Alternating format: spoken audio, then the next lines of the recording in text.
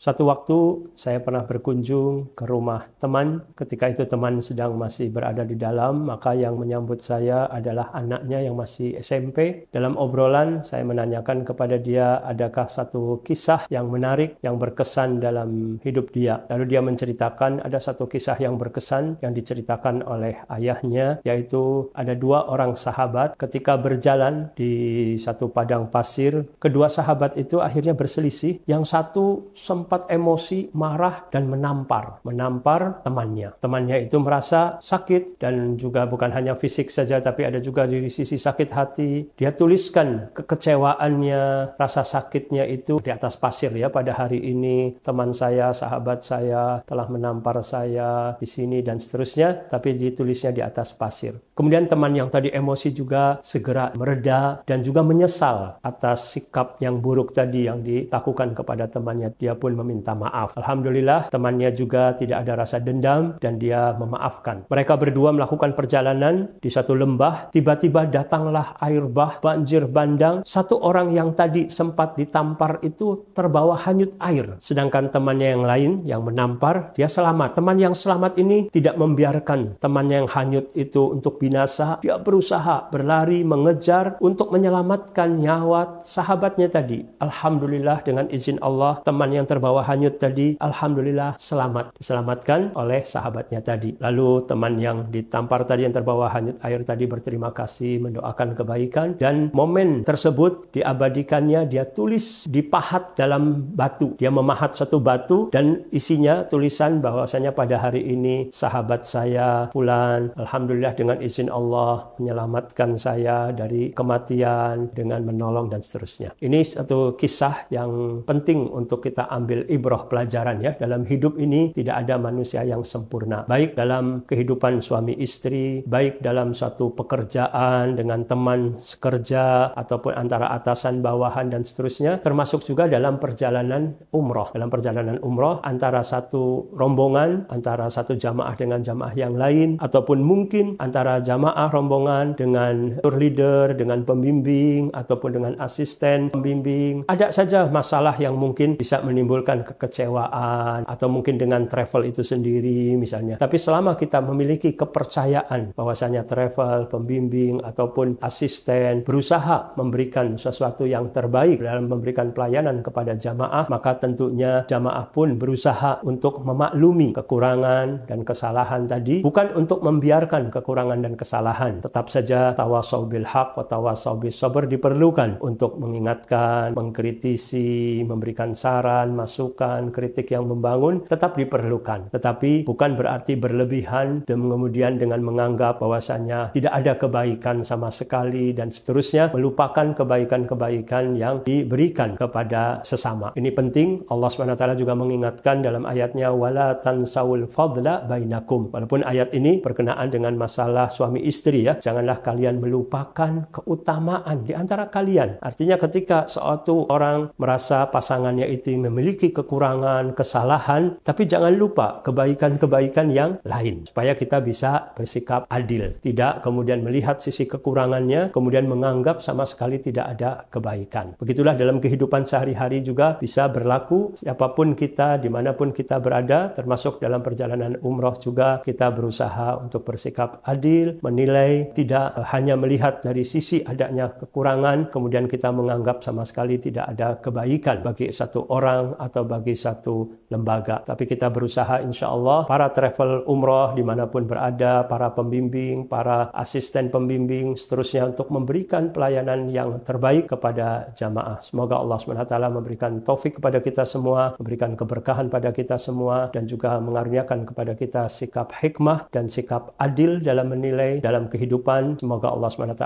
meridai dan mencintai kita semua. Wassallallahu ala nabiyina Muhammad wa ala alihi wa sahbihi wasallam. Wa akhiru da'wana alhamdulillahi rabbil alamin. Assalamualaikum warahmatullahi wabarakatuh.